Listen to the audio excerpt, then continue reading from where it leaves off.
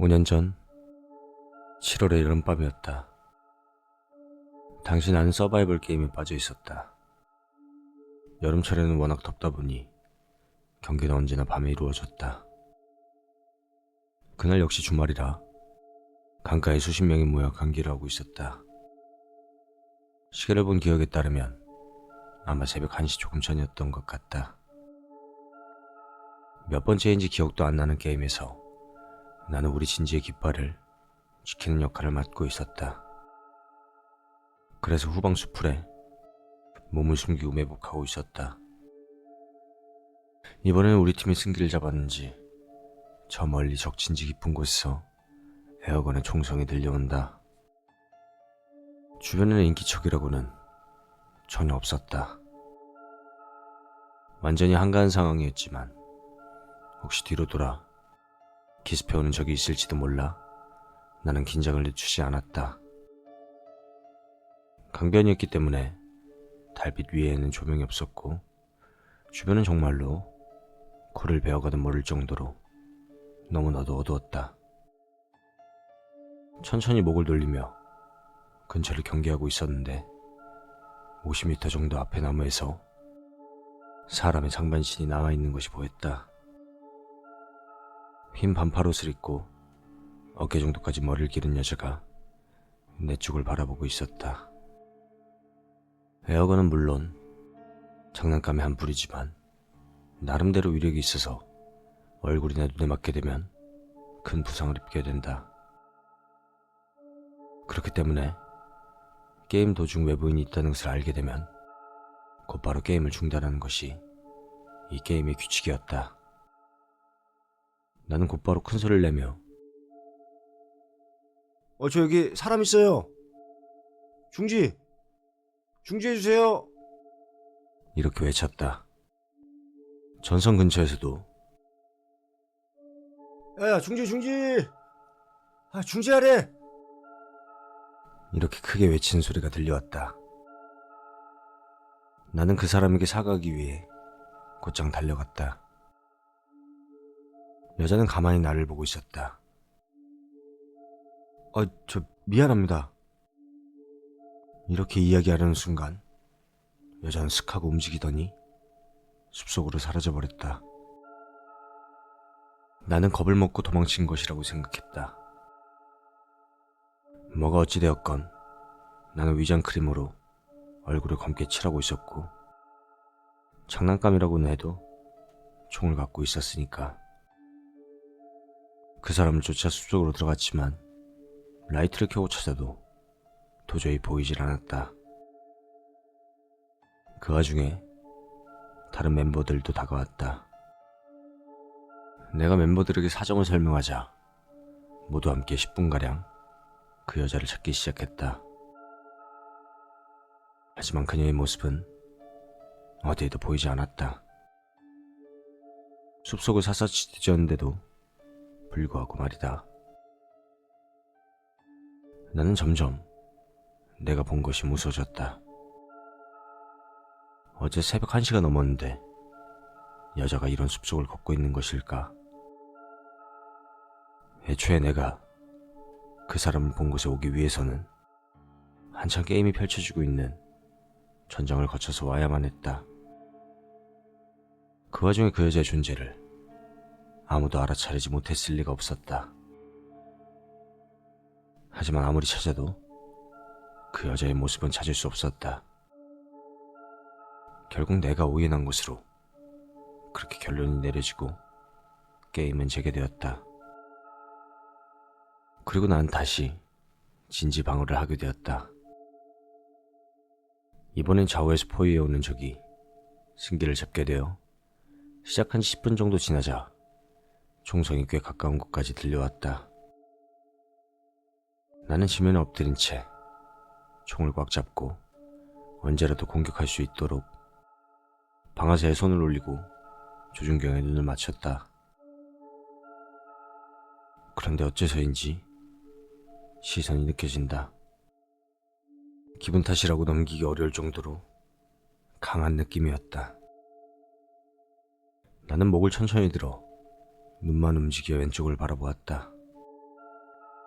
칠흑 같은 어둠 속 3미터 정도 앞에 여자의 목이 있다. 아까 전 그 여자였다.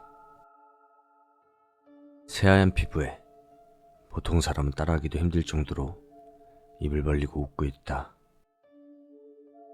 목소리는 들리지 않았지만 얼굴을 실룩대며 웃고 있었다. 그렇게 나를 가만히 보고 있었다. 목은 마치 잔망경처럼 지면 위를 슥슥 움직여 내 정면으로 천천히 다가왔다. 나는 완전히 패닉에 빠져 그대로 움직이지도 못하고 있었다. 비명조차 지르지 못하고 난 30초가량 그 여자 얼굴을 맞대고 있었다. 여자의 얼굴이 내 얼굴 50cm 앞까지 다가왔을 때 비로소 나는 몸을 일으킬 수 있었다. 하지만 다리에 힘이 들어가지 않는다. 나는 그대로 엉덩방아를 짚고 그 얼굴을 에어건으로 공격했다. 그러자 여자의 얼굴은 굉장히 무서운 얼굴로 변해 나를 한참 째려보고는 그대로 사라졌다. 그 꼴을 겪고 나자 도저히 게임 따위는 할 수가 없었다. 나는 몸이 안 좋다는 핑계를 대고 휴게소에서 혼자 라디오를 켜고 가만히 앉아 있었다. 다들 재미있게 놀고 있는데 찬물을 끼얹으면 안 되겠다 싶어 내가 본 것을 그 누구에게도 말하지 않았다. 이튿날 아침 다들 헤어지고 집에 돌아가는 길에 나를 차에 태워준 친구에게 내가 본 것을 이야기했다. 그래서 그 친구는 깜짝 놀라며 나에게 되물었다. 너도 봤어? 그 녀석은 에어건에 붙인 스코프를 들여볼 때마다 그 안 가득 그 여자의 얼굴이 보였다는 것이었다. 그 이후 그 강변에서는 도저히 서바이벌 게임을 할 수가 없다.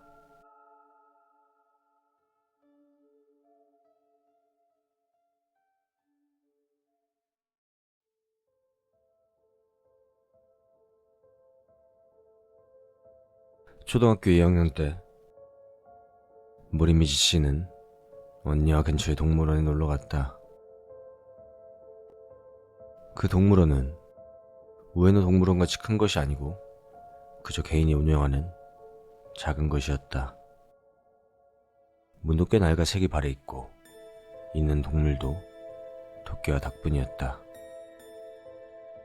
그 동물원은 초등학교에 있는 사육서가 커진 정도의 규모였다고 한다.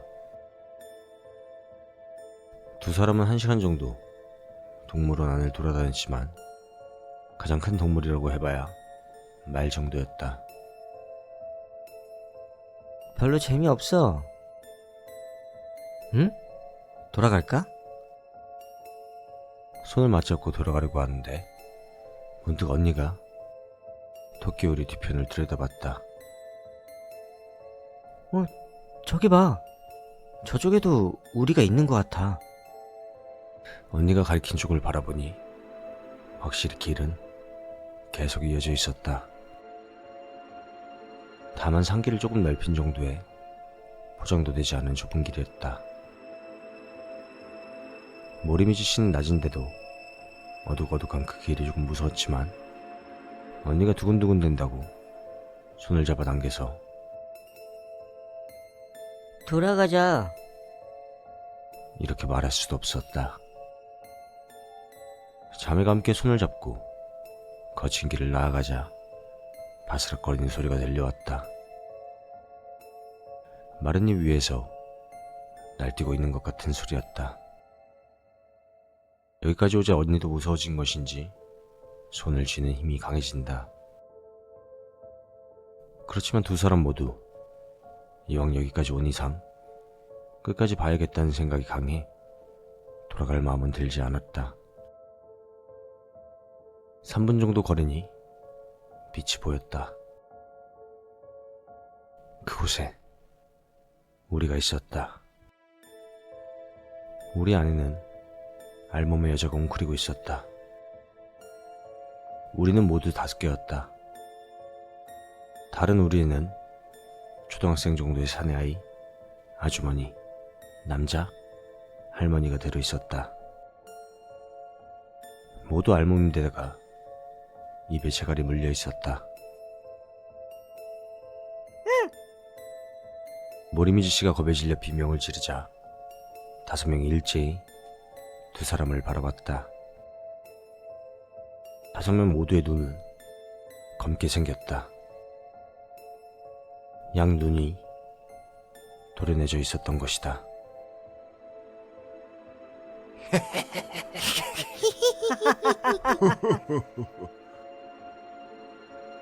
다섯 명이 일제히 웃기 시작한 동시에 2사람은 왔던 길을 미친 듯이 달려 도망쳤다. 다행히도 도망치는 동안에는 그 누구도 마주치지 않았다. 2사람은 겪은 일을 전부 다 부모님께 이야기했고 곧바로 경찰에 출동했다. 하지만 우리가 갇혀있던 5명은 찾지 못했다. 외려 다른 동물과 관리인까지 누구 하나 찾을 수 없었다고 한다. 아마 그것은 이상한 취미를 가진 이를 위한 동물원이었을 것이다. 모리미지 씨는 지금도 그렇게 생각하고 있다.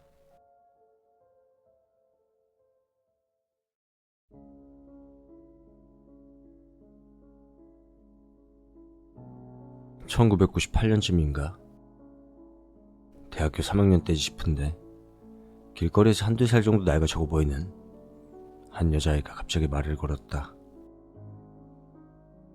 그녀의 말인즉슨 그녀의 꿈속에서 나를 몇 번이나 만난 적이 있고 꿈속에서는 꽤 친해졌다 어쩌고 이런 시시껄렁한 이야기였다. 꿈에 나오는 사람이 실제로도 있다고 생각하니 깜짝 놀랐기도 하고 너무나도 기뻐서 이렇게 말을 걸었다고 했다.